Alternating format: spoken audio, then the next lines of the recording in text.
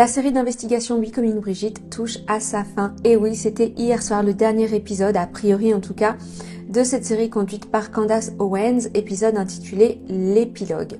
Nous allons le découvrir ensemble, je vais faire la traduction en simultané. Comme vous le savez, je suis rentrée il y a à peine quelques heures de voyage et donc je m'attelle immédiatement au doublage en français pour vous permettre d'avoir accès à la vidéo le plus rapidement possible. Et puis on se retrouve à la fin de cet épisode, le dernier, pour quelques mots de remerciement et quelques annonces. Ok les gars, Internet est en feu. Aujourd'hui, nous nous retrouvons pour notre dernier épisode de la série d'investigation Becoming Brigitte. Et je sais qu'il y a tellement de questions en suspens. Est-ce que Brigitte Macron, la première dame de France, est le père biologique d'Emmanuel Macron? Nous entendons cela vraiment beaucoup. Où est la vraie Brigitte Trogneux? Comme je l'ai dit, beaucoup de gens ont des théories différentes. Et je crois qu'aujourd'hui, dans cet épisode, nous allons nous permettre de nous interroger, de nous poser des questions. J'ai entendu dire qu'il y avait des TikTokers qui avaient leur compte suspendu et banni pour s'être penchés sur la question. Donc soyez les bienvenus sur Becoming Brigitte. Je crois qu'il est sage de dire que mon interview avec Xavier Poussard a littéralement fait fondre Internet. En tout cas, elle a carrément fait fondre mon site internet candaceowens.com parce qu'il y a beaucoup de gens qui ne s'étaient pas encore complètement intéressés à la série avant. Mais après avoir vu la désormais célèbre montage photo des deux photos côte à côte, photo du jeune Jean-Michel prise à 18 ans alors qu'il était en école d'ingénieur à côté de l'actuelle première dame de France Brigitte Macron, et ils ont été légèrement secoués en comprenant que quelque chose probablement n'allait pas. Ok, on peut avoir une ressemblance vraiment très prononcée, presque ressembler à des jumeaux avec son frère qui est censé avoir, comme vous le savez, 7 ans de différence d'âge. Mais dans ce cas ici, il ne semble pas que ce soit ce dont il s'agit. Les preuves photographiques sont devenues instantanément, je le pense en tout cas, indéniables pour beaucoup de gens. Et donc on a beaucoup de gens maintenant qui font un petit peu marche arrière sur la série et qui se plongent dans la série et qui reprennent les épisodes depuis le début. Et d'ailleurs c'est ce que je recommande, ne regardez pas l'interview et puis ce dernier épisode, mais plutôt reprenez la série depuis le début. Parce que nous avons couvert tellement de sujets différents et vous ne pouvez seulement comprendre et cartographier les différentes identités en jeu dans cette affaire qu'en essayant de comprendre les personnages secondaires de cette histoire. Et c'est pour ça qu'on a pris notre temps pour faire cette série, parce qu'il est important que vous puissiez comprendre, mais qui sont les gens autour de ces personnes? Quel est le réseau? Quelle puissance cela prendrait-il si vous vouliez créer des identités ou détruire des identités? Et nous y sommes arrivés. Nous y sommes enfin arrivés. Donc avant toute chose, faisons un petit marche arrière, jetons à nouveau un coup d'œil à l'arbre généalogique d'Emmanuel Macron. Et bien sûr, nous avons appris, et je vais le réaccentuer ici, qu'il ne semble pas être proche de ceux qui sont censés être ses parents biologiques ou ses frères et sœurs biologiques, du moins de la compréhension qu'on peut en tirer de sa propre autobiographie, où il n'a rien écrit à leur sujet, juste quelques phrases, mais en revanche, il avait tellement de choses à dire sur la famille de Brigitte, et seulement beaucoup à dire en termes de sa famille biologique à propos de sa grand-mère. Et je pense que la plupart d'entre nous soupçonnons, en tout cas moi je soupçonne, que ce papa et maman ne sont pas vraiment son papa et sa maman. C'est en tout cas ce que je ressens à propos de cette situation en ce qui le concerne lui. Vous savez, quand il décrit sa grand-mère, ah c'est elle qui m'a appris à faire du vélo pour la première fois. Et je trouve également un petit peu suspect, encore une fois c'est notre dernier épisode, donc nous pouvons commencer à émettre des théories, à nous poser des questions. Je trouve ça extrêmement suspect que les deux soient docteurs, que l'un travaille avec les enfants et que sa maman, dont nous ne comprenions pas vraiment quelle était sa mission au sein de la sécurité sociale, nous avons découvert qu'elle était en fait impliquée dans l'assistance aux personnes transgenres pour les aider à obtenir de nouvelles identités. Ce qui ne fait que renforcer notre sentiment de mal-être à ce sujet, à propos de cette nébuleuse qui les entoure. Et bien sûr, comme je l'ai dit, c'est le cas vraiment curieux, étrange de sa grand-mère, qu'il appelle affectueusement Manette. Nous savons qu'il n'y a pratiquement aucune photo d'elle disponible. La personne qui a élevé littéralement Emmanuel Macron, encore une fois, selon sa propre autobiographie, eh bien on nous donne seulement que 2 photos d'elle. Pourquoi? Savons-nous même seulement si c'était son vrai nom? Elle était supposément elle aussi enseignante. Pourquoi est-il si difficile d'obtenir des photos qui montrent son enfance? Est-ce que son vrai prénom c'était même Germaine? Peut-être avait-elle un autre nom qu'elle utilisait? Là, je vous conduis dans ma propre réflexion, les gars. Pourquoi n'obtenons-nous simplement que ces 2 photos? Comme je l'ai dit dans le passé, dans les précédents épisodes, nous en sommes tenus strictement aux faits. Mais aujourd'hui, nous allons nous permettre un petit peu plus de mouvement. Je soupçonne que beaucoup de gens sont parvenus, je pense, à la même compréhension que la mienne et qu'il pourrait être possible que toutes ces personnes aient des identités multiples. Si vous avez après tout quelqu'un dans la famille qui peut détruire des identités et créer des identités, pourquoi ne le ferait-il pas? Pourquoi ne pas utiliser cela à son avantage? Et je crois qu'il est aussi important de se projeter dans l'époque, parce que c'était un monde différent à ce temps-là. Essayez de vous imaginer des proches, des membres de la famille qui ont grandi pendant la Première Guerre mondiale, pendant la Seconde Guerre mondiale. Là, on parle de personnes, d'êtres humains qui évoluent avec le temps, mais aussi géographiquement, physiquement, des gens qui se déplacent peut-être de nation en nation. En ces temps-là, il y avait des gens qui, pour traverser les frontières, cachaient leur identité ou changeaient leur identité. Par nécessité, par besoin, par crainte de répercussions pour leur propre vie. Pour certains, il leur fallait parfois même changer leur identité, leur carte d'identité, aller se cacher dans certains pays. Eh bien, nous savons pour acquis que dans cette histoire en particulier des Trogneux, malgré ce que l'on nous a vendu en tant que public, au moins un côté de la famille a changé de nom. Ou en tout cas, un membre de la famille a changé de nom. Et c'est un peu étrange que cette histoire ait été vendue aussi facilement au public, à propos de la famille Trogneux, sans que quelqu'un puisse ajouter dans l'histoire simplement qu'en fait, ils ont inventé le nom de ce type. Ok, donc intéressons-nous maintenant à la famille Trogneux. Brigitte Trogneux, d'où vient toute cette famille avant de s'être installée à Amiens et d'être devenue cette sorte de mafia? Parce que clairement, c'est à ça que ça ressemble. On dirait vraiment que la famille Trogneux opère comme une mafia. À ce jour, ils sont censés être une famille de chocolatiers, sont censés avoir cette gentille petite histoire, de background de leur histoire. Et ça, c'est en fait la publication la plus récente qui traite de leur histoire de famille que j'ai pu trouver dans un journal local d'Amiens. Cela a été publié en 1990, je pense que c'était peut-être 91, et c'était supposé annoncer la naissance d'un nouveau membre de la famille Trogneux. Et cet article, peut-être de 93, je ne suis pas sûre. En tout cas, cet article vous montre la lignée des pères de cette chocolaterie. Donc au début, vous avez un Jean-Baptiste en 1852, c'est lui qui dirigeait la boutique. Puis ensuite, vous avez Jean, puis vous avez Jean, puis vous avez Jean-Claude, puis vous avez Jean-Alexandre. Et la raison pour laquelle je vous montre cela, c'est parce que je voulais que vous compreniez que tous les hommes de la famille Trogneux ont le même premier prénom, Jean Trogneux. C'est significatif aussi parce que ça complique les choses, d'accord? Parce que s'ils disent par exemple que Jean Trogneux est vivant, il est bel et bien vivant, eh ben ça vous donne pas grande information. Parce que vous vous dites, bah est-ce que c'est le cousin Jean, est-ce que c'est l'oncle, le neveu, de quel homme de la famille Trogneux s'agit-il quand il parle de Jean Trogneux? Et pour être clair, la plupart d'entre eux ont plus d'un deuxième prénom. Ok? Donc revenons premièrement à cette publication. Si on peut récupérer cela, ce premier Jean Trogneux, Jean-Baptiste Trogneux, ouais, bah ça c'était un mensonge. Parce que son nom c'était pas vraiment Jean-Baptiste. Le premier Jean qui s'est installé à Amiens et qui a ouvert ce magasin de chocolat, son vrai prénom était en fait Marc-Étienne Xavier Trogneux.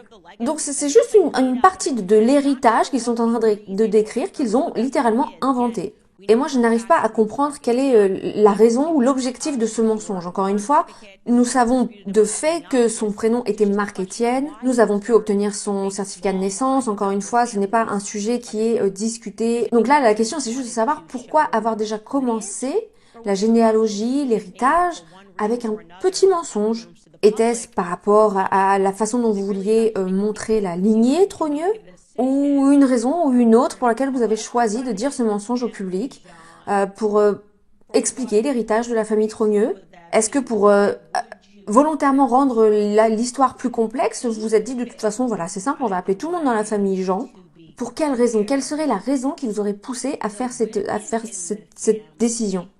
Et même, pour être clair, les femmes de la famille ont aussi des deuxièmes prénoms masculins.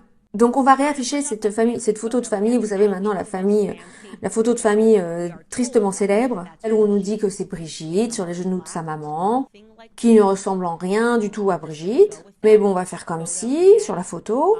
Cette photo, souvenez-vous, qui a été introduite au public par Mimi Marchand, cette femme à qui on ne fait pas du tout confiance. Et on peut voir que le deuxième prénom de Brigitte, en fait, le prénom entier de Brigitte, c'est Brigitte Marie Claude Trogneux. Ce qui est assez intéressant parce que comme vous pouvez le voir, son papa n'a pas le prénom Claude dans son prénom. Mais on lui donne le nom de Claude pour une raison qui m'échappe dans son prénom. Son père c'est Jean-Georges Trogneux. Et ils ont un fils, comme vous pouvez le voir juste au-dessus, qui a également le prénom Marie dans son prénom, et son nom c'est Jean-Claude Marie Joseph Trogneux. Ça fait beaucoup de noms, hein. En général on voit pas autant de prénoms, à l'exception des familles aristocrates. Dans l'aristocratie, où vous verrez 20 noms qui remontent pour montrer toute leur lignée. Jean, Claude, Marie, Joseph, Brigitte, Claude, Marie, Trogneux. Et puis, bien sûr, après, on a notre gars, hein, Jean-Michel, Henri, Trogneux. Ensuite, juste pour rajouter encore plus de confusion, eh ben, les gens dans la famille Trogneux semblent épouser des personnes qui ont les mêmes prénoms que leurs frères et sœurs.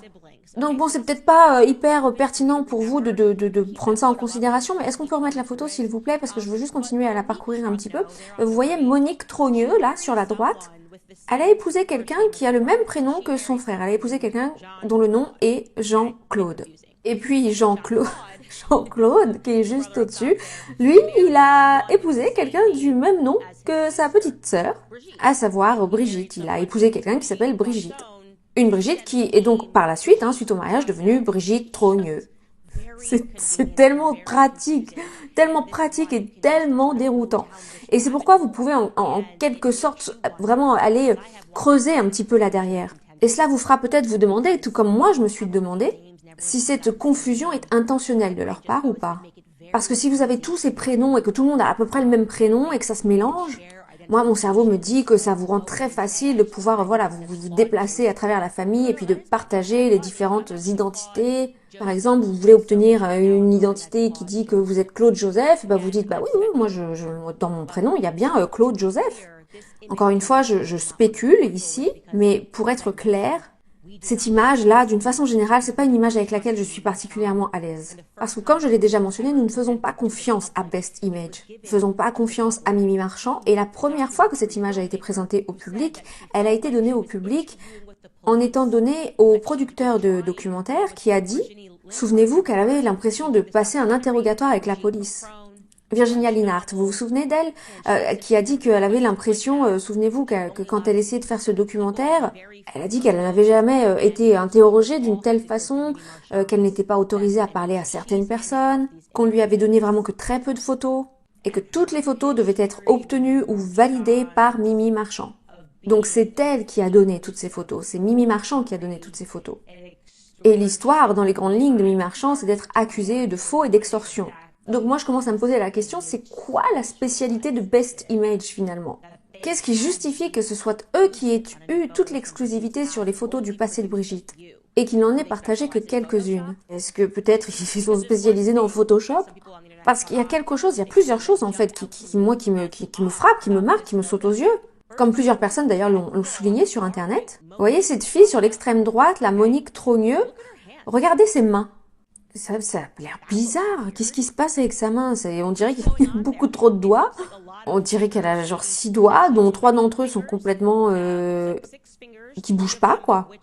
Je sais pas, peut-être qu'elle faisait un signe à des gangsters, peut-être que Monique faisait partie d'un gang, je sais pas. Peut-être, hein. Mais ça me semble quand même très bizarre. Et il y a un truc que je sais à propos de Photoshop, c'est que les gens disent toujours qu'il est incroyablement difficile de photoshopper les mains. C'est généralement à cause de ce détail que les gens se font prendre en train de photoshopper. Quand vous voyez tous ces scandales qui éclatent, vous savez, nous savions que Kim Kardashian avait photoshopé sa photo à cause de ses mains. Il lui manque un doigt sur sa main. Donc moi, j'en sais rien, j'ai pas d'explication. Encore une fois, je ne travaille pas dans cet espace, voilà, professionnel. Mais une chose est sûre, c'est que c'est incroyablement difficile de photoshopper les mains et les doigts. Et puis il y a le visage de Monique d'une façon générale. Dès que je l'ai vue, après avoir parcouru une si grande partie de l'histoire de Brigitte, j'ai réalisé, et nous pouvons remontrer cette photo, s'il vous plaît, de Monique. J'avais l'impression que Monique me paraissait familière. J'avais l'impression d'avoir déjà vu ce visage quelque part. L'histoire nous raconte que c'est donc une grande sœur, mais pour être honnête, moi je trouve qu'elle ressemble beaucoup à cette photo. Moi, je trouve que ces deux photos sont très très similaires et pourtant il s'agit de deux personnes différentes. Et peut-être vous vous dites comme moi, mais attends, c'est pas possible que ce soit deux personnes différentes là sur les photos. Et si vous vous demandez qui est la personne sur la photo de gauche, eh bien apparemment ce serait Brigitte Macron. Ils ont déterré cette photo sur France 3, ils sont tombés sur une vieille photo qui serait datée de 1989. Donc Brigitte Ozière, Brigitte, c'est une photo de Brigitte au moment voilà, où elle a commencé à enseigner. Et je trouve juste que ce visage est extrêmement familier. Mais bon, vous savez, les frères et les sœurs, les frères, voilà, ils se ressemblent, hein, c'est pas grave. En fait, tu peux ressembler exactement à ta sœur, c'est possible, hein.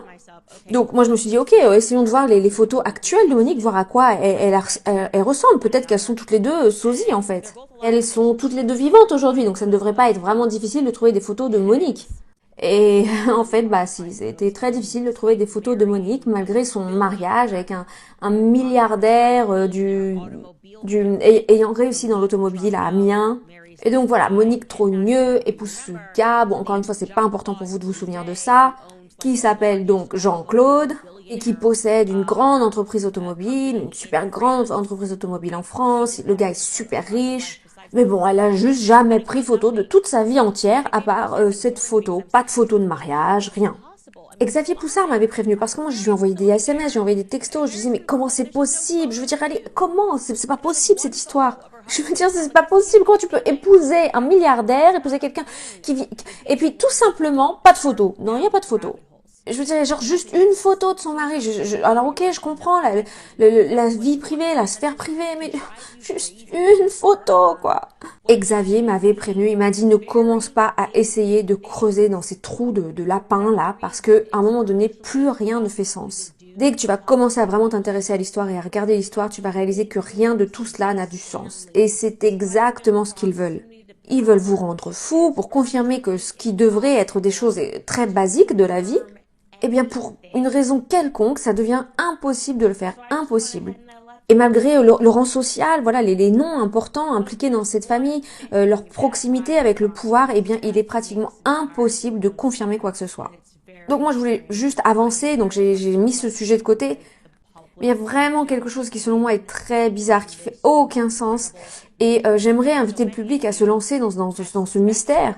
Ok, donc beaucoup d'entre vous soupçonnez que ces familles pourraient être liées, pensant peut-être que les Ozières, les Trogneux et les Macron seraient en fait tous de la même famille. Serait-il possible, certains d'entre vous ont demandé, que Brigitte Macron soit en réalité le père d'Emmanuel Macron? Alors pour être très clair, moi je n'avais jamais fait cette affirmation parce que je voulais garder cette série d'investigations extrêmement factuelles et m'éloigner autant que possible de mon instinct et être comme Xavier et ne m'en tenir qu'aux documents et aux choses que nous étions en mesure de confirmer. Mais il y a de toute évidence beaucoup de choses qui se passent ici, beaucoup de preuves qui suggèrent et qui pointent vers la conclusion que le secret serait en réalité bien plus grand que le simple fait d'avoir une femme transgenre. Je veux dire, essayez de faire un flashback et de vous souvenir ce que nous avons partagé ici, comme par exemple le moment où le président Emmanuel Macron a regardé sa femme pour obtenir des réponses basiques à propos du contexte biologique, de sa famille. Vous vous souvenez de cette scène dont on vous a parlé, qu'il parlait à un politicien et que le politicien lui a demandé elle habite où ta sœur? Je sais qu'elle est pas très loin, mais elle habite où? Et que Emmanuel se fige d'un coup et regarde Brigitte. Pourquoi tu ne sais pas où habite ta sœur? Qu'est-ce qui se passe, Emmanuel? Comment se fait-il que nous ayons ce sentiment qui naît quand on vous regarde, de se dire que peut-être, je sais pas, peut-être que Brigitte serait autre chose ou plus que ta femme? Pourquoi est-ce qu'on a cette impression un petit peu comme si Brigitte lui tenait la main? Pourquoi a-t-on cette impression que tu as toujours eu la main tenue par des gens qui étaient plus puissants que toi? Nous savons définitivement, et nous l'avons démontré dans le dernier épisode, qu'il a eu sa main tenue tout au long de sa carrière par l'enfant David de Rothschild, une famille qui est connue et reconnue comme ayant pratiqué l'inceste, d'accord? Comment et pourquoi Emmanuel Macron s'est-il retrouvé si proche de Rothschild? Tellement proche que ses collègues disaient mais attends, ce gars il sait même pas les termes financiers, il connaît même pas les termes financiers et pourtant il est devenu le plus jeune associé directeur de la société. Donc bien entendu nous avons compris que quelle que soit la chose cachée derrière tout ça, David de Rothschild tenait la main d'Emmanuel Macron pour l'amener là où il souhaitait l'amener et qu'on se moquait même de lui dans les réunions parce qu'il ne connaissait absolument rien au sujet des finances. Pourquoi David de Rothschild a-t-il veillé à ce que Emmanuel ne lui lâche jamais la main? Le vice, c'est bien, mais l'inceste, c'est mieux parce que ça reste dans la famille. Ça, c'est une citation directe de la cousine de David de Rothschild, Nathalie Rims de Rothschild. Alors, pour que ce soit clair, je vais vous passer un extrait où on la voit dire ces choses. Et comme on faisait très souvent dans ces familles-là, Vice is nice But incest is best because it stays in the family. Elle l'a même dit en anglais, elle est passée direct du français à l'anglais, elle a dit exactement ça. Ça se passe comme ça dans la famille, le vice c'est sympa mais l'inceste c'est meilleur. Et puis il y a eu une biographie écrite par l'auteur Nathalie Livingstone qui s'intitulait Les femmes de Rothschild, qui révélait en quelque sorte le désir maniaque qu'avait la famille de Rothschild de maintenir sa fortune et son pouvoir dans le monde. Un désir qui était tellement maniaque qu'ils ont pratiqué l'inceste familial. C'est tout simplement indéniable, c'est un fait. Et soi-disant, il n'aurait fait cela seulement que jusqu'au moment où ce n'était plus socialement acceptable, donc à peu près jusqu'à la fin du 19e siècle. Donc juste avant d'entrer dans cette histoire de la famille trogneuse, ce qui est tout simplement incroyable. Ils ont dit non, là on s'arrête, on fait plus ça. Hein. Et ce qui est intéressant dans ce livre, c'est que Nathalie documente le fait que la raison pour laquelle il faisait ces choses, c'est que c'était la volonté du maire de Rothschild, qui s'appelait Amschel Rothschild, le maire Amschel Rothschild, et elle dit, donc je cite, « Tout remonte à cette volonté » dans laquelle le maire Amschel Rothschild a dit qu'il n'y avait rien de plus important que la famille, et cela sous-entendait à n'importe quel prix. Il s'agissait de préserver l'unité de la banque et l'intégrité du nom. Il n'y a aucune question sur le fait que l'endogamie ait été largement répandue. Par exemple, il y a un large nombre de problèmes mentaux dans cette famille. Et je ne peux pas croire qu'il n'y ait pas de corrélation entre les matchs potentiels d'endogamie et les problèmes de santé mentale. Elle décrit ensuite la façon dont cette mentalité était tellement forte dans la famille que n'importe quelle femme qui sortait de cette tradition, on va dire, de la famille et qui épousait quelqu'un qui n'était pas de la famille était maudite, littéralement maudite, parce que elle n'avait pas épousé son cousin, son oncle, son frère. Donc bien sûr, quand on voit ces choses, notre cerveau commence un petit peu à s'égarer et puis on commence à penser naturellement oh, pourquoi David de Rothschild a-t-il arraché Macron? Un gars qui, selon ses collègues, ne savait même pas ce qu'étaient les Bibdas. Et pourtant, David de Rothschild a décidé de faire de lui le plus jeune directeur associé de la société, dans l'histoire de la banque. Le but d'une banque, c'est de faire du profit. Si tu es un Rothschild, tu veux forcément faire du profit. Et bien sûr, si tu veux t'assurer d'une façon d'une façon maniaque que ton pouvoir ne se perde pas dans le monde, la dernière chose que tu vas faire, c'est embaucher un gars qui vraisemblablement n'y connaît rien à rien et essayer de lui faire gravir les échelons. En faisant cela, vous ne feriez que sortir de cet objectif évident de vouloir faire de l'argent, sauf s'il y avait quelque chose de plus important que l'argent pour toi. Et ce serait le pouvoir. Et vous ne le feriez que si le népotisme persistait. À mon avis, en tout cas. C'est genre, je te fais gravir les échelons parce que tu es lié à moi. Et ce qui compte le plus pour moi, c'est que cette banque et quoi que ce soit qu'il lui donnait à faire était maintenu dans la famille. Donc vous donnez un job à quelqu'un pas parce qu'il est qualifié pour le travail, mais parce qu'il fait partie de la famille. Comment et pourquoi David de Rothschild est-il devenu si proche de la famille Macron, des docteurs et de la famille Trogneux, des chocolatiers? Comment? Eh bien, je peux vous dire, et encore une fois, on reste purement spéculatif. Mon imagination m'amène à me dire que voilà, s'il y avait une relation familiale dans cette histoire, le fait que ce soit peut-être son père, ce serait trop évident. Alors peut-être qu'on se dit, peut-être qu'un oncle, voilà, ça passerait. Tu vois, un oncle qui agresserait un enfant, bon, voilà, c'est ce que mon cerveau, c'est le cheminement que fait instantanément mon cerveau. Et en fait, les gars, vous allez pas me croire, mais ce modèle, cette façon de faire, d'avoir des noms similaires dans chaque famille, et d'avoir les membres de la famille qui s'appellent pareil, eh bien ça s'étend également à la famille Macron. Rappelez-vous qu'il n'y a pas de photo connue à ce jour d'Emmanuel Macron avec ses parents pendant qu'il grandit. Ce qui est fou. Nous savons que son père, en tout cas la personne qui nous dit être son père, son nom, bien sûr, eh bien, est Jean-Michel Macron. Mais il y a un autre Jean-Michel que nous n'avons pas encore mentionné. Et c'est peut-être le plus important. Oncle Jean-Michel. Donc, rajoutons-le à l'arbre généalogique d'Emmanuel pour que vous puissiez avoir un visuel ici, ok? Donc, son père est Jean-Michel, sa mère est Françoise Noguès. Eh bien, Françoise a un frère. Ou plutôt avait un frère, parce que comme vous pouvez le voir, il est décédé en 2006. Son prénom, c'était Jean-Michel. Ok, bon, forcément, ça a attiré mon intérêt, quoi. Encore une fois, je vais essayer d'aller creuser dans le terrier, parce que moi, je veux juste essayer de comprendre mais qui, ils ont tous les mêmes prénoms. Donc il est le frère du docteur Françoise Vous savez, celle qui aide les personnes transgenres à obtenir des nouvelles cartes d'identité, ok? Super. Elle qui avait également souligné que Brigitte n'était pas sa belle-fille. Hein? Mais qu'est-ce qu'elle est pour toi alors? Ok, bah continuons à creuser dans le terrier. Ce qui est intéressant de noter, c'est qu'Emmanuel Macron n'a pas suivi les cours normaux du catholicisme. Il n'a pas été baptisé quand il était enfant. En fait, ses enfants ne sont pas vraiment religieux. Il a fait le choix lui-même d'être baptisé à l'âge de 12 ans, alors qu'il était à l'école La Providence. Donc juste 2 ans avant de rencontrer l'amour de sa vie, incroyable. Juste avant de rencontrer l'amour de sa vie, il a décidé de prendre cette décision.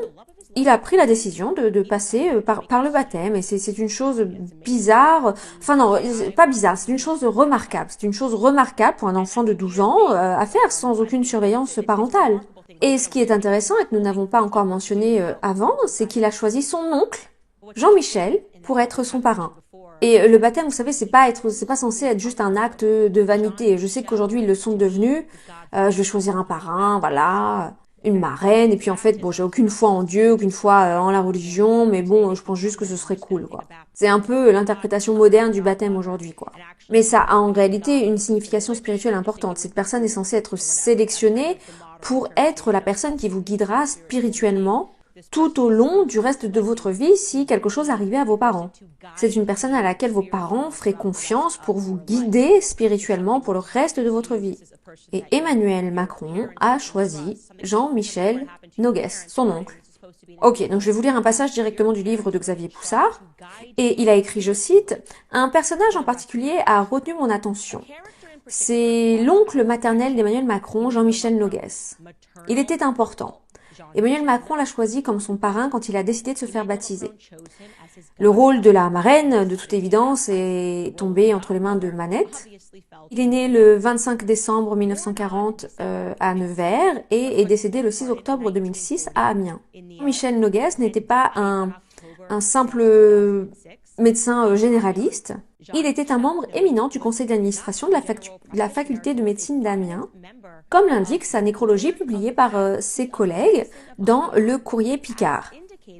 Il était également le président de Domus Medica, une société civile immobilière, rassemblant de nombreuses organisations professionnelles de santé locales. Donc c'est un homme important, c'était quelqu'un d'important cet oncle Jean-Michel. Il a dû certainement être photographié quelque part. Peut-être une photo de lui et d'Emmanuel le jour du baptême. Peut-être à la Providence, je sais pas. Peut-être le jour du mariage d'Emmanuel Macron. Alors je sais pas, peut-être qu'on peut trouver une photo du gars dans le cercle médical.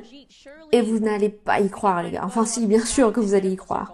Bon, alors tout d'abord, soulignons au passage qu'il est décédé en 2006, l'année juste avant qu'Emmanuel Macron ne se marie avec l'amour de toute sa vie, Brigitte. Et en ce qui concerne les photos, bien sûr, Xavier Poussard a tenté de les obtenir. Il est même spécifiquement allé dans les archives de la faculté de médecine où Jean-Michel, l'oncle, a travaillé à Amiens et s'est bâti une réputation si remarquable. Et devinez quoi ? Pour une raison quelconque, ils ont refusé la demande. Donc nous n'avons pas de photo de lui. Il est mort en 2006 et nous n'avons aucune photo de lui de quand il était vivant. Alors qu'il était manifestement extrêmement actif dans la vie d'Emmanuel. Je ne sais pas pourquoi Emmanuel ne lui a pas consacré un chapitre entier, son oncle, dont il était si proche spirituellement, son chef. C'est pas quelqu'un qu'on oublie, ça, la personne qui, selon vous, va vous parler spirituellement, qui va vous guider tout au long de votre vie. Vous qui fréquentez une école catholique, vous connaissez bien entendu la signification de ces choses. Alors pourquoi l'avoir choisi? Ça ne veut rien dire, ça veut rien dire les gars, ça. Ça peut ne rien vouloir dire, ça peut vouloir tout dire, encore une fois. Tout cela démontre la nature incroyablement secrète, inutilement secrète qui entoure cette famille. Des gens qui existent sur le papier, ce sont des vrais gens et qui n'existent pas en photo. Et puis ils finissent par disparaître. Bon. Et il faut s'imaginer que du coup ce Jean-Michel aurait vécu à Amiens en même temps que Jean-Michel Trogneux aurait vécu à Amiens, tout au long de son mariage avec la femme qu'il a épousée. Son nom m'échappe. Oui, Véronique Dreux. Et ils sont tous là, avec tous leur même prénom, dans cette petite communauté. Il faut s'imaginer, essayer de se mettre ça en tête. Ils sont tous là en même temps, mais bon, qui sait, ils sont là, ils sont plus là, ils disparaissent comme ça, dans les airs. Et d'ailleurs, vous savez, ils ne discréditent, ils ne démystifient rien hein, quand vous leur posez des questions. Quand on leur dit, bah, tu peux juste clarifier, est-ce qu'on peut juste avoir une photo pour clarifier ce point-là? Non, non, non, à la place, ils attendent que tous ceux qui enquêtent sur cette histoire fassent une petite erreur et puis ils poursuivent les gens. Faites la moindre erreur pendant que vous posez des questions significatives et vous allez être poursuivi si vous vivez en France. Ou pire encore, vous pouvez être mis en prison. Il y a des gens qui ont été emprisonnés pour le simple fait d'avoir enquêté sur cette histoire. Des gens qui ont été arrêtés pour avoir enquêté sur cette histoire. Et Xavier, en cela, a raison. Tout cela, c'est juste pour rendre le monde fou. En essayant d'amener les gens à se perdre de terrier à creuser à terrier en creuser. Et d'ailleurs, en parlant de terrier à aller creuser, on devrait peut-être parler un peu plus du petit potelé, là, le petit gros, comme l'appelle Xavier. Vous savez, celui qui a récemment été présenté par les médias comme preuve que Jean-Michel Trogneux existe. Vous savez, je veux être vraiment très claire. Je n'ai aucun doute dans mon esprit qu'un Jean-Michel Trogneux existe. Aucun doute sur le fait qu'un Jean-Michel existe à Amiens. Il semble que c'est juste, de toute façon, le nom que tout le monde porte là-bas. Jean-Michel. Alors franchement, vous allez pas beaucoup me choquer si vous me dites qu'on a trouvé un Jean-Michel. Ouais, j'en ai trouvé au moins 10, moi, des Jean-Michel, alors. Alors là, vous vous dites sûrement comme moi, mais alors Candace, mais attends, il y a trop de Jean-Michel, là. Dans tous les côtés de cette famille, il y a des Jean-Michel. Alors du coup, moi, je comprends plus rien à cette histoire. Je sais plus à qui faire confiance. D'accord, mais nous devrions au moins essayer de comprendre qui est ce petit gars potelé, ou s'il est même bien un Jean-Michel. Ce Jean-Michel qui est représenté sur la photo initiale de la famille Trogneux. Ok, donc revenons à notre histoire plus en détail et essayons d'identifier le petit gros, petit gars potelé. Il est important que je vous rappelle que le public dans cette histoire est vraiment manipulé, trompé, d'une façon si extrême que ça ferait même rougir Sigmund Freud, qui était vraiment le père de la tromperie, le père de l'abus mental sur les petits-enfants, mais bon bref, on en parlera un autre jour. Ce serait tellement facile de juste présenter quelques photos de l'actuelle première dame tout au long des années 80, ou peut-être des photos d'elle avec son frère Jean-Michel à n'importe quel moment. Ce serait tellement simple, ne laissez pas les médias vous rendre fous, c'est exactement le contraire. Ce sont eux qui sont fous en n'amenant pas cette histoire à une fin, en produisant des preuves simples et évidentes. Même s'ils arrivaient à trouver des photos de ces années où elle était très active, photographiquement active d'elle en tant que jeune professeure et qu'on trouvait une photo où elle est avec Jean-Michel, une photo d'une réunion de famille, je dirais ok, cool, ok, ça passe, très bien. Mais il n'y a eu qu'une seule photo de réunion de famille significative que j'ai pu trouver depuis cette fameuse photo de famille, celle qui a été prise dans les années 50 à Amiens et qui a été publiée en 1991. Et cette deuxième photo a été publiée dans un magazine allemand et je vais vous la montrer maintenant. Vous pouvez voir, là en bas à droite, nous avons Brigitte, donc Brigitte Ozière. Et il manque sur cette photo, il manque Jean-Michel. Il n'y a pas de Jean-Michel sur cette photo. Et cette photo représentait prétendument toute la famille qui se réunissait pour célébrer le 50e anniversaire du mariage des parents, donc du père Jean-Georges Trogneux et de sa femme Simone. Alors pourquoi n'y a-t-il pas tous les frères et sœurs en vie sur cette photo? Il semble que ce soit un événement à pas manquer quand même, hein. C'est le genre d'événement où on pourrait facilement se dire que tous les frères et sœurs sont présents. Parce que qui manquerait le 50e anniversaire de mariage de ses parents en 1991. Nous savons que Jean-Michel n'est jamais mort, sur le papier en tout cas, d'accord? Il n'est jamais mort sur le papier. Il est toujours vivant, selon Brigitte Macron. En revanche, ce qu'il fait, ce qu'il a fait, quelle est sa carrière, ça personne ne le sait, personne ne le sait. Il nous est dit dans un livre par un journaliste, une journaliste qui a trouvé ça très suspect que quand elle est partie pour enquêter sur cette affaire, on lui a répondu à Amiens que non, c'était un gars assez privé, qui n'avait jamais quitté Amiens, qui joue aux cartes, avec ses amis, et nous sommes juste censés croire ça, qu'il n'a jamais quitté Amiens après son divorce avec Véronique Dreux. Donc maintenant, il est juste comme étant un peu à la retraite, il joue aux cartes dans un café avec ses amis, bon, ok. Mais concrètement, personne ne sait vraiment ce qu'il a fait. Alors les questions ont vraiment atteint leur paroxysme parmi le public français, quand ils ont réalisé que pour une raison quelconque, ce frère-là avait en quelque sorte été exclu de l'histoire de Brigitte. Et puis voilà maintenant qu'on leur dit que lui et Brigitte étaient tellement proches que lors de son mariage, c'est elle qui a signé, vous savez, ce mariage très privé avec Véronique Dreux, c'est elle qui a signé comme témoin. Et aussi à son mariage à elle, c'est lui qui était son témoin. Alors les gens se disent, mais attends, qu'est-ce qui se passe là? Et donc tout d'un coup, les médias ont dû commencer à inventer des réponses. Et la réponse qu'ils ont fournie, c'était « Oh, mais c'est le petit gars potelé là, sur l'image ». Comme j'en ai discuté avec Xavier Poussard, on nous dit que ce type est extraordinairement discret, il reste privé sur sa vie privée. Et donc là, c'est le petit Jean-Michel qui a tout grandi. Et donc je peux déjà tout de suite vous donner la réponse à la question que vous vous posez quant au logiciel, vous savez, d'analyse faciale validé par le World Economic Forum, qui dit non, ça c'est pas le Jean-Michel qu'on recherche. Le petit garçon, vous savez sur la photo, je peux vous montrer le match ici. Le match, le taux de confiance est à 54%. Et Xavier m'a expliqué, juste pour être clair au niveau des lunettes, que le logiciel, la technologie du logiciel ne veut pas vraiment que vous utilisiez des personnes qui portent des lunettes ou des lunettes en général en fait. Soit l'une, soit l'autre photo, c'est pas idéal. Ils essaient de faire attention à ça parce que parfois ça apporte une certaine ombre sur le visage. Mais bon, vous pouvez quand même voir, là je vais vous le remontrer, on parle d'un taux de confiance d'un match de 54% sur le petit potelet. Mais de toute façon, j'ai envie de vous dire, ce serait quand même plus facile plutôt que d'avoir à utiliser le logiciel, si tout simplement le palais de l'Élysée voulait bien sortir de son silence et dire « Oui, on confirme, c'est bien le Jean-Michel Trogneux, le même que celui que vous cherchez, le même que celui qui est sur la photo. » Cette photo de famille de 1953 à Amiens, c'est tellement facile à dire, mais c'est pas leur truc, c'est pas leur truc. La clarté, c'est pas leur truc, la facilité de preuve, c'est pas leur truc, chut, chut, chut, sois tranquille, menace et fais un procès. Ça, c'est plutôt leur truc, ouais.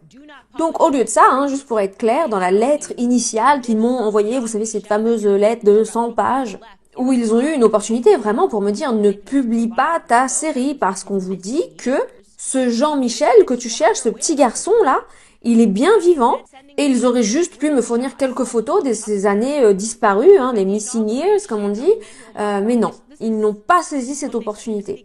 À la place, ils ont décidé de m'envoyer des petites captures d'écran du petit gars potelé à l'investiture d'Emmanuel Macron. Non mais regardez, ça c'est ce qu'ils m'ont envoyé, c'est exactement le langage qu'ils ont utilisé dans la lettre. De plus, Jean-Michel est récemment apparu en public.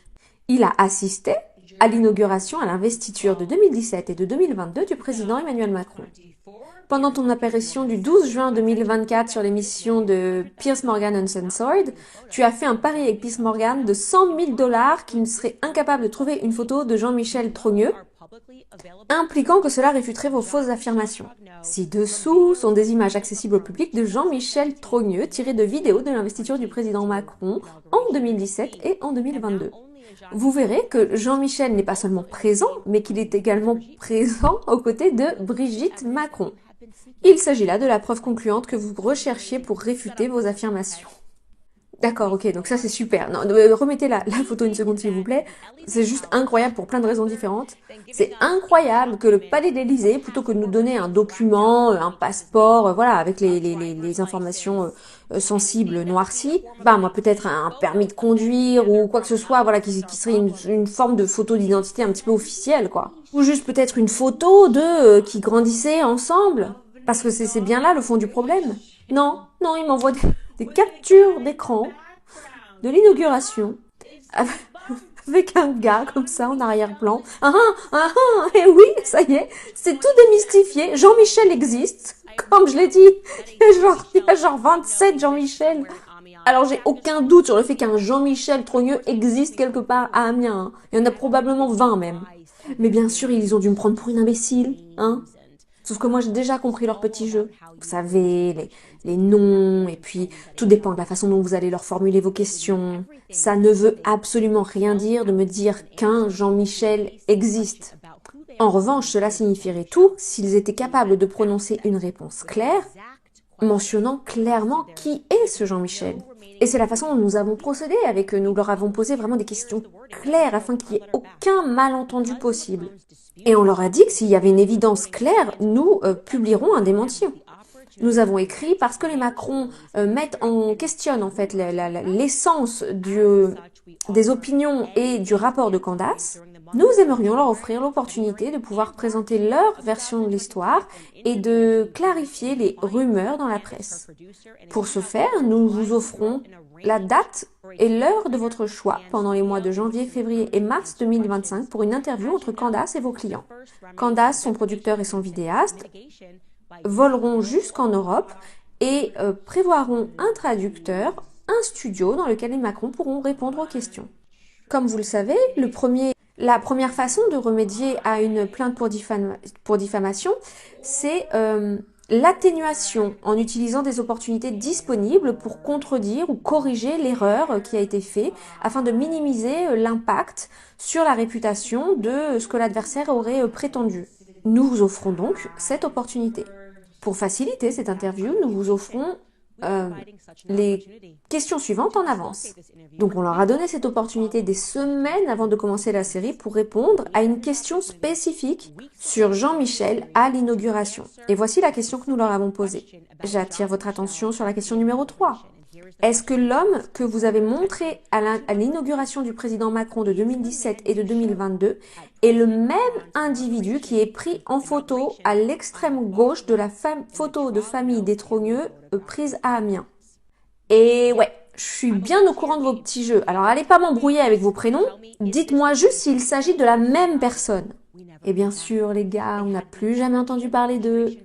Ils ont eu suffisamment d'énergie et de frustration en eux pour écrire une lettre de 10 pieds de long, et puis de nous dire que c'était un mensonge, et nous leur avons donné une piste de 2 semaines, nous leur avons donné un espace de 2 semaines pour dire, mais donnez-nous simplement un oui ou un non. Et je vous promets devant Dieu sur la vie de mes enfants, que s'ils avaient répondu et dit oui, c'est bien lui, c'est la même personne. Alors je partagerai bien entendu cette information aujourd'hui parce que moi je suis pas intéressée pour aller creuser à droite et à gauche comme ça pour rien. Juste dans l'objectif éventuel de faire tourner un petit peu la machine de la théorie du complot, non, il y a quelque chose vraiment qui va pas avec cette famille. Et peut-être même que le plus gros problème avec cette famille finalement c'est leur refus catégorique de répondre à des questions de base, tout en prétendant qu'ils sont victimes de ces mêmes questions. C'est purement et simplement de la mauvaise foi en action. C'est de la mauvaise foi. Donc, n'ayant reçu aucune réponse de leur part, et puis eux devenant tout d'un coup extrêmement silencieux à propos de ces questions extrêmement basiques qui nécessitaient juste un oui ou un non, nous avons donc finalement essayé par nous-mêmes d'essayer d'identifier ce gars. Avec la séquence de l'inauguration, quelle est cette capture d'écran qu'ils nous ont donnée? Dans leurs annotations, ils nous ont donné un lien YouTube avec des heures de séquences de l'investiture, et nous avons décidé de le parcourir. Ok, l'équipe juridique du Palais de l'Élysée, on va relever le défi et on va regarder tout cela. Peut-être qu'il y a un genre d'ambiance familiale qu'on va pouvoir réussir à capter finalement dans cette séquence. La première chose que je dois noter, c'est que dans ces 2 investitures, Jean-Michel n'est pas aux côtés de sa famille pendant le discours. À aucune des 2 investitures. Le voici à l'inauguration de 2017. Donc voilà, vous le voyez à l'image, il est un petit peu au milieu perdu d'un groupe de prêtres. Et quand vous regardez la séquence, vous voyez que la famille marche en même temps, tous ensemble, alors que ils descendent et puis qu'ils disent bonjour aux gens. On voit même Laurence qui est la prétendue fille de Brigitte, qui lui parle brièvement. Et alors qu'il descend, qu'il salue les gens, hop, vite fait, 2 petits bisous sur la joue et puis bye. Mais le gars n'est pas avec sa famille. Après, je sais pas, peut-être qu'il est arrivé en retard, ou peut-être qu'il est juste arrivé en retard. Et puis bon, il s'est fait accompagner, dans la foule. Mais ça peut pas se produire 2 fois, ok? Pas 2 fois en retard. Et quelque chose qui est intéressant, c'est que Jean-Claude, donc son prétendu grand frère, avec qui il n'était pas, avec qui il ne se tenait pas debout pendant l'investiture, était également présent. Et Jean-Claude, au déjeuner qui a suivi le discours, était assis à une table avec ses frères et sœurs. Jean-Claude était assis avec Brigitte. Voici une photo où on les voit se déjeuner. Mais il n'y a pas de Jean-Michel. Pas la personne en tout cas qu'ils prétendent dire être c'est Jean-Michel. Il n'était pas assis avec ses frères et sœurs. Et donc c'est écrit dans la légende en français. Et ça a été publié en 2023. Assez intéressant d'ailleurs dans Paris Match. Et donc ils ont fait allusion à la famille Trogneux et ils n'ont pas mentionné que Jean-Michel, comme ils nous le prétendent maintenant, était assis à cette inauguration, mais il n'était pas assis à cette table avec ses proches. Il n'était pas assis avec son frère, il n'était pas assis avec Brigitte. Et donc il est écrit dans la légende, à la table de Brigitte, son frère aîné Jean-Claude, à droite, et ses proches. Ok, c'est intéressant, peut-être qu'il avait juste besoin de prendre un peu l'air. Ou peut-être qu'il en avait marre d'être assis, ou peut-être qu'ils ont une relation étrange. Mais laissez-moi vous dire que ça va devenir encore plus bizarre à l'investiture de 2022. Parce qu'en étudiant les différentes images, je vois encore une fois que Jean-Michel ne se tient pas auprès de sa famille pendant le discours. Est-ce que peut-être il était encore en retard? J'en sais rien, les amis, j'en sais rien. Et je vous montre ceci parce qu'encore plus bizarre, c'est que quand Emmanuel a fini son speech et fait la marche, vous savez qu'il descend, qu'il salue les gens, il s'arrête à la section de la famille. Et on voit qu'il fait vraiment l'effort d'embrasser, de faire un câlin, de prendre dans ses bras chaque membre de la famille du côté de Brigitte, Et donc on voit que c'est intentionnel, probablement pour la communication, il s'arrête, il prend le temps d'embrasser, de serrer dans ses bras tous les membres de la famille. Non mais regardez-moi ça, moi, oh, je t'aime, on va prendre du temps, on va trouver du petit temps, on va se voir, ouais, on va se retrouver. On a Tiffen là qui a l'air vraiment très fier de lui, maintenant il marche avec personne, mais bon, ce gars-là, je sais pas trop exactement qui c'est, mais bon voilà, il y a des neveux, il y a des cousins. En tout cas, on voit clairement qu'il s'agit ici de la section familiale. Et juste vraiment pour être clair, ce sont les deux côtés de la famille qui se trouvent dans cette section. Il ne s'agit pas seulement de la section de la famille d'Emmanuel Macron, on y voit de toute évidence également la famille de Brigitte. Et je vais laisser l'image continuer parce que c'est important que vous puissiez vous-même reconnaître les différences ici. D'ailleurs, si vous voulez regarder ça par vous-même, c'est à la minute 43 dans la cérémonie d'investiture. Donc il continue à parcourir la famille. Là, vous voyez Laurence, une autre enfant de Brigitte, ses enfants. Et juste derrière, vous avez celle qui est censée être sa mère biologique, le docteur Françoise, celle qui passe son temps à aider les personnes transgenres à obtenir des nouvelles cartes d'identité. Bon, bref, c'est clairement la section de la famille, ok? Il n'y a aucun doute là-dessus. Mais bon, la personne qu'il dise être Jean-Michel, pour quelque raison que ce soit, encore une fois, ne veut pas se tenir aux côtés de sa famille. Si on fait un petit peu avance rapide, donc ça, à nouveau, c'est le marquage 43, la 43e minute, mais si vous allez un petit peu en avance, et que vous avancez jusqu'à la 51e minute, vous allez le voir enfin s'approcher de Jean-Michel. Et il y a quelques trucs que je vais vous souligner. Alors, n'oubliez pas, ça, c'est la capture d'écran que l'équipe juridique a eu l'audace d'envoyer et de dire, mais elles sont dans le même cadre, sur la même photo, on voit bien Brigitte à côté, c'est dans le même cadre. Ce qu'ils ont oublié de préciser en revanche, c'est que Brigitte l'a complètement ignoré. Complètement. Elle ne va pas dire un seul mot à l'individu qui est censé être son frère. On va regarder ça ensemble et regardez à quel point c'est gênant, la réaction d'Emmanuel Macron est gênante. Donc, vous voyez, là c'est son frère, là c'est celui qui est censé être Jean-Michel. Bon, on a bien compris évidemment qu'ils répondront pas à la question, mais bon, ça c'est celui qui est censé être son frère. Enfin, en tout cas, celui qui veut nous faire croire qui est son frère. Regardez, ils disent rien du tout. Oh, Brigitte ligne. Oh, le cadre, hein, où elle est censée être dans le même cadre que son frère. Mais elle lui dit même pas un mot. Ok, est-ce que tu peux revenir juste un petit peu en arrière? Regardez, parce que j'ai pas inventé ça. Hein. Regardez juste ce qui se passe. Regardez, elle lui passe juste à côté sans rien dire. Mais qui ferait ça à son propre frère le jour de l'investiture de son mari? Emmanuel Macron, maintenant. Moi, j'ai l'impression que si j'étais en présence de mon beau-frère, j'aimerais avoir l'impression que je dois d'abord aller vers lui. Et là, Emmanuel, il est genre, ok, ouais, non, je dois faire quelque chose, là, je dois dire un petit truc. Là, un petit bisou, voilà, amical, au revoir, et ça, voilà, c'est tout. Ok, faisons pause maintenant sur ce magnifique cadre, histoire de voir avec qui il se tenait debout. Marc, est-ce que tu peux faire un petit marche arrière sur le plan? Vous voyez le gars, là, juste derrière, le gars avec qui il se tient debout? David de Rothschild. Jean-Michel était avec David de Rothschild. Moi, je suis vraiment stupéfaite par ça, hein. Parce que, à ma connaissance, Jean-Michel n'a pas eu de carrière dans le secteur bancaire, hein. C'est une carrière dans la pâtisserie qu'il a eue. Enfin, en tout cas, c'est une possibilité, puisqu'il est censé appartenir à une famille de chocolatiers, ça paraîtrait faire plus de sens. Lui qui n'a jamais quitté Amiens, lui dont on ne trouve aucune preuve qu'il ait quitté Amiens. Alors, qu'est-ce qu'il fait? C'est quoi sa relation avec David de Rothschild? Pourquoi se tient-il là avec lui? Et puis, s'il vous plaît, essayez d'expliquer. Enfin, moi, je veux dire, je suis juste là. Je veux dire, moi, je suis un vieil homme, voilà, ma vie est marquée et tout. Mais toute ma famille se tient là-bas, ensemble, ils sont tous ensemble. Et moi, j'ai décidé de pas aller m'asseoir à leur table, de pas me tenir avec eux, dans le carré familial, mais d'être juste là tout seul, avec la sécurité et David de Rothschild.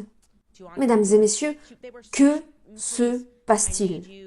Que se passe-t-il? Est-ce que vous êtes convaincu que c'est un membre de la famille? Non, encore une fois, Brigitte ne veut pas, non, elle veut pas Jean-Michel à sa table. Ah oui, ils étaient tellement si proches pourtant quand elle s'est mariée avec André Louis. Ils étaient tellement proches. Non, s'il te plaît, j'ai besoin que ce soit toi qui sois mon témoin. Et puis quand il s'est marié avec Véronique, ça a dû être vraiment une énorme dispute familiale qui fait qu'ils en sont là. Qui a abouti au fait que même pendant l'investiture, elle ne veut pas qu'il se tienne aux côtés de sa famille. Ça a dû être juste une dispute familiale d'un désastre absolu. Et encore une fois, qu'est-ce que les deux Rothschild ont à faire avec Amiens? Moi, je trouve juste qu'il y a un espèce de thème récurrent extraordinaire ici. Hein. Qu'est-ce que ça veut dire? Qu'est-ce que tout cela veut dire? Eh bien, malheureusement, les gars, Je peux pas répondre à ces questions pour vous. Et Xavier Poussard ne le peut pas non plus pour l'instant. Mais ce que cela signifie, c'est que pour la première fois, au lieu que ce soit le monde entier qui se laisse dire par les médias grand public, les médias mainstream, ce qu'ils doivent penser et d'être absolument, trompés par les médias grand public, forcés à croire qu'il n'y a rien du tout dans cette histoire et puis que la pauvre Candace, elle souffrait de psychose postpartum en voulant examiner toute cette histoire. Non, maintenant des millions et des millions de personnes à travers le monde vont se pencher sur l'histoire.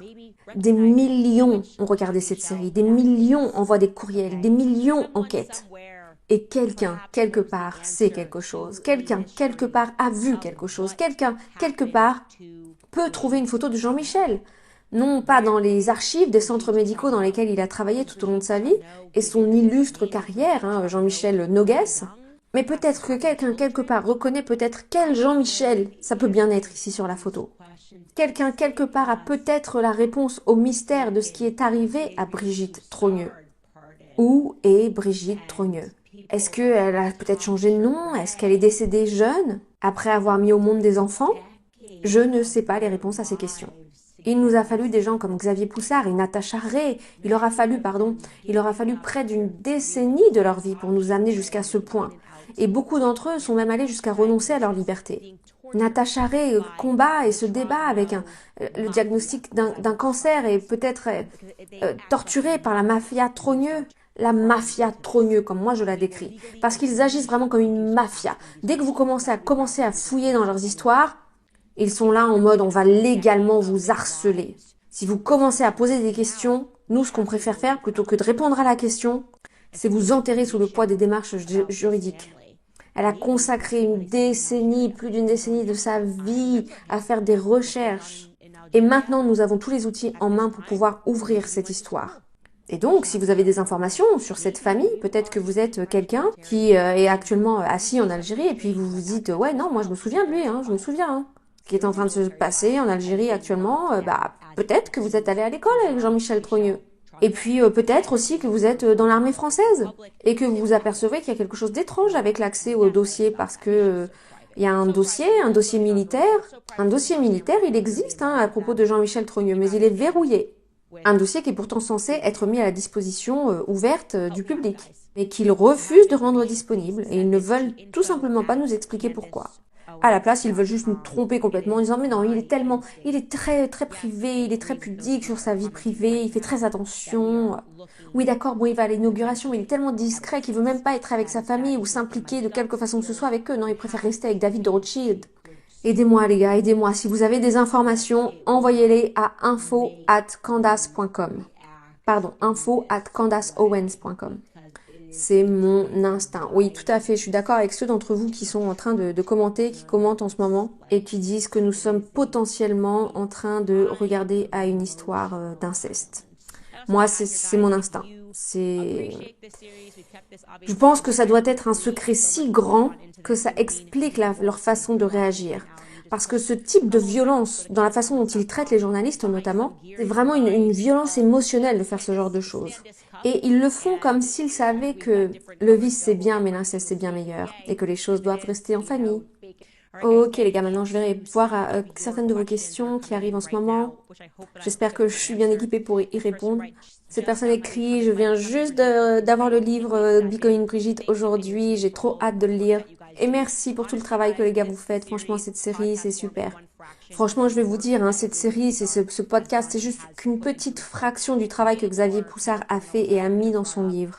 Où il est allé beaucoup plus loin que moi je l'ai fait aussi et il m'a dit ok, si on veut que la série puisse avancer, puisse bouger, puisse aller plus en profondeur, faut faire quelque chose. Donc vous voyez aujourd'hui voilà, on a encore un petit peu allé plus loin. Je vous ai parlé de l'oncle, on n'était même pas encore arrivé à cette histoire de l'oncle. Et vraiment de voir le succès de ce livre, les gens qui demandent déjà à avoir les droits sur le livre pour les traduire dans différentes langues. Je reçois même des emails pour Xavier directement qui arrivent dans ma boîte email. Et je suis tellement ravie pour lui parce que comme je vous l'ai dit, sa famille, vous voyez quel sacrifice il a fait. Des journalistes comme ça, on n'en voit plus aujourd'hui. Des journalistes qui sont prêts à abandonner et à modifier fondamentalement leur vie pour la cause de la vérité et s'opposer au vrai pouvoir, aux abus systémiques. Nadia nous donne des tonnes d'emojis de vomi juste en parlant du sujet de l'inceste. Candace, nous sommes là avec toi. Ah, c'est incroyable d'entendre quelqu'un dire cela sur le devant de la scène et admettre librement. Ali nous dit, Candace, les médias ont empoisonné mon esprit contre toi pendant si longtemps et je suis vraiment désolée parce que maintenant je suis ici et j'y reste parce que tu es l'une des personnes les plus élégantes et les plus inspirantes que j'ai jamais entendues. Merci. Merci d'avoir toujours dit la vérité. Tu es totalement pardonnée. Je sais qu'il y a tant de gens qui ont entendu des mensonges à mon sujet. L'année dernière, notamment, lorsque j'ai commencé à enquêter sur cette histoire, il y a juste eu un turning point où tout a commencé à switcher, à changer. Ils ont commencé à essayer de dire aux gens que j'étais littéralement un Adolf Hitler moderne. C'est vraiment le scénario qu'ils ont essayé de vendre aux gens à mon sujet.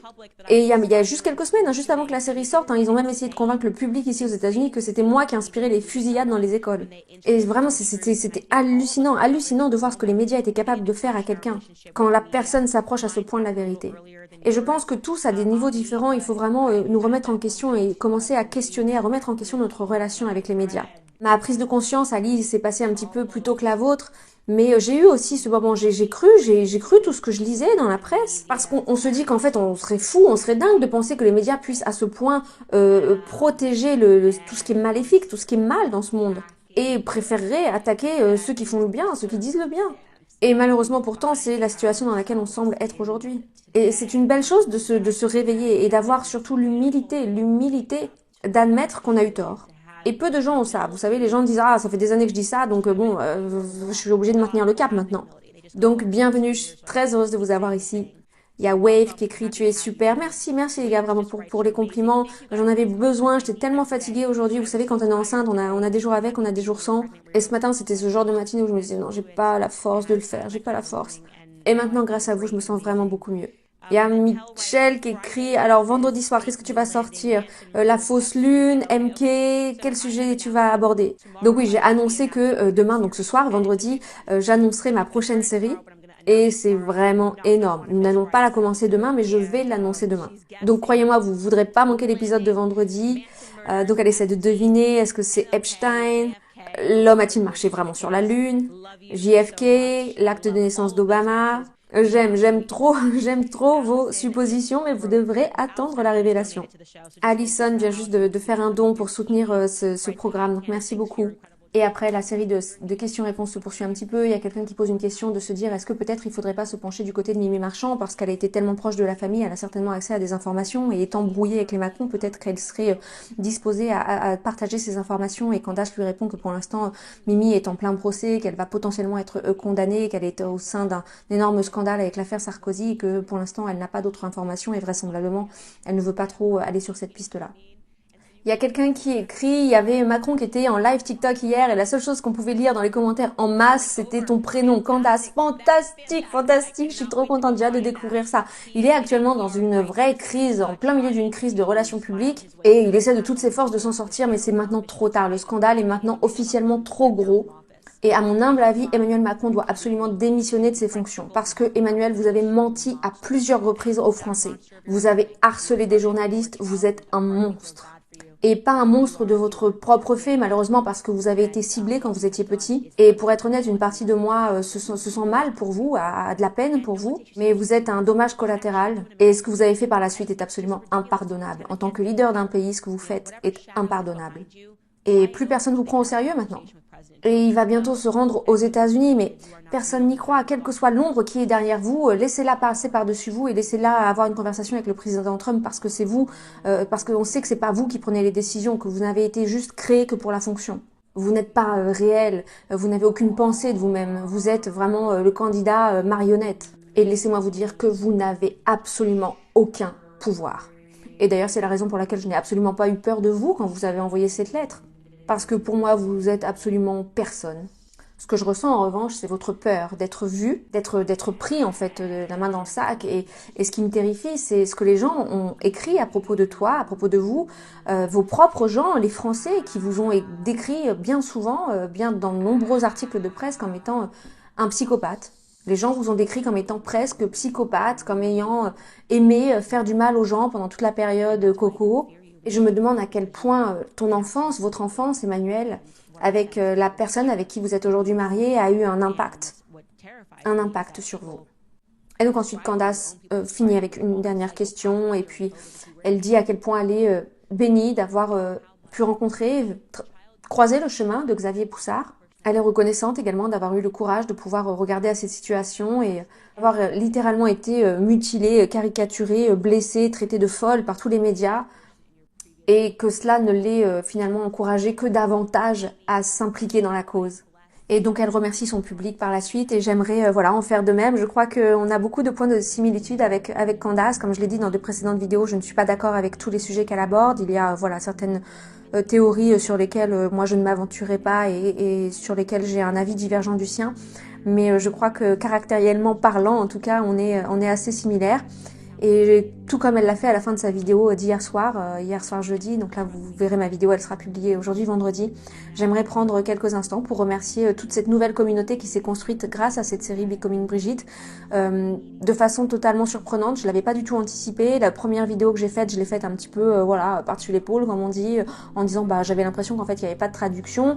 Vu que je parle bien l'anglais, je me suis dit bah je vais faire ça vite fait, donc je l'ai faite sans plus, parce que moi, la série m'a tellement interpellée que dans le cadre de mon émission ici sur YouTube, je voulais qu'un plus grand nombre puisse être au profit de cette éventuelle vérité. Encore une fois, je vais mettre tout ça au conditionnel sans faire aucune affirmation sur le sujet, mais simplement en disant qu'on a le droit de s'interroger et de se poser des questions compte tenu de tous les éléments qui ont été apportés dans le cadre de cette enquête. Et on a grossi ensemble, on est voilà maintenant quasiment 50 000 personnes, probablement plus au moment où la vidéo sera publiée. Donc je voulais vous dire un grand merci pour tous les encouragements, pour toute la bienveillance dont vous avez fait preuve en large majorité dans les commentaires, dans les emails et dans les retours que j'ai reçus également sur mon compte Instagram. Vous savez que je suis très active sur Instagram, je voyage beaucoup dans le cadre de mon service pour Dieu. Je suis chrétienne pour ceux qui me découvrent. Mon papa est pasteur et donc je travaille en tant que directrice générale au sein de l'association qui gère son ministère. Donc je suis dans ce cadre-là amenée à me déplacer très souvent, voilà, à voyager. Et je partage beaucoup de ma vie privée entre guillemets, voilà, de mes aventures du ministère, j'appelle ça, sur mon compte Instagram. Donc si vous voulez me découvrir de façon un petit peu plus personnelle, au-delà du contenu que je partage ici sur YouTube, je vous invite à me suivre sur Instagram. Je remercie une nouvelle fois toutes les personnes.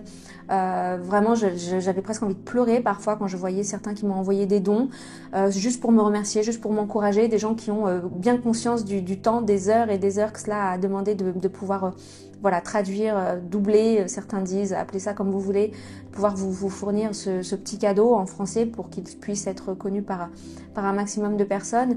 Et vous avez été plusieurs à m'encourager financièrement parlant et je vous suis incroyablement reconnaissante. Comme toujours dans mes vidéos, vous pouvez retrouver dans le cadre de description mon lien PayPal. Vous pouvez également utiliser la fonction Super Thanks sous la vidéo YouTube si vous voulez envoyer un petit quelque chose. Sachez simplement que YouTube prend 30% de ce qui est envoyé en Super Thanks. Donc il est préférable peut-être de faire un PayPal, mais je sais que certaines personnes n'ont pas PayPal et c'est pas très facile. Donc voilà pour la technicité des dons. Mais surtout, comme je le dis toujours, vraiment le plus beau cadeau que vous puissiez me faire en priorité. Bien sûr, on a besoin d'argent, bien sûr j'ai besoin d'argent pour continuer à fonctionner, pour m'encourager. Tout ça, moi je l'offre gratuitement, mais mon temps n'est pas gratuit. Voilà, ce sont des heures que je prends. Mais le plus beau cadeau, c'est d'abord que vous puissiez prier pour moi. Parce que j'ai pris conscience en fait au fur et à mesure de l'enquête de ce dans quoi je m'aventurais, chose que j'avais pas forcément conscience quand j'ai commencé, mais bon, une fois que c'était parti, vous savez, je suis pas le genre à pas aller au bout des choses, donc une fois que je commence quelque chose, je le fais à fond, ou sinon je le fais pas. Mais faire les choses à moitié, c'est pas trop le style de la maison. Vous apprendrez à me connaître si vous continuez à me suivre ici sur YouTube. Donc voilà, merci pour votre soutien dans la prière, que vraiment je puisse être protégée. Même si je suis tout à fait légalement dans le cadre juridique, j'ai le droit de faire ce qui est fait ici puisqu'il ne s'agit que de traduction. Je m'exprimerai pas plus longuement sur le sujet. Et puis voilà, partagez cette vidéo, partagez les autres, partagez mon contenu. On se retrouvera pour de nouveaux contenus prochainement. Il y a 2 autres vidéos qui me tenaient à cœur de traduire. L'une d'entre elles était la traduction de la récente intervention du vice-président des États-Unis, J.D. Vance, voilà, pour ceux qui l'ont vu, qui était assez costaud.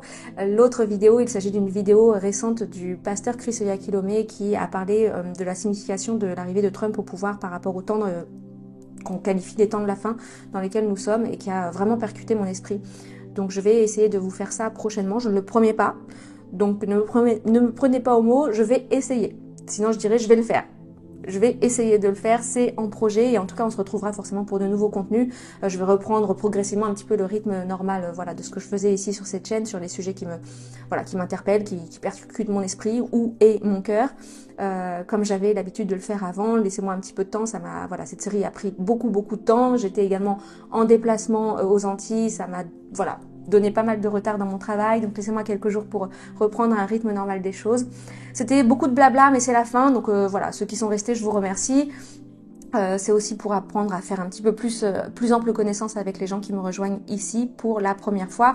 J'espère que pour les prochaines vidéos, on va reprendre le rythme normal et je vais pouvoir apparaître face caméra et pas simplement ma voix en voix off avec une photo sur l'écran, ce qui n'est pas forcément très agréable à regarder, j'en conviens.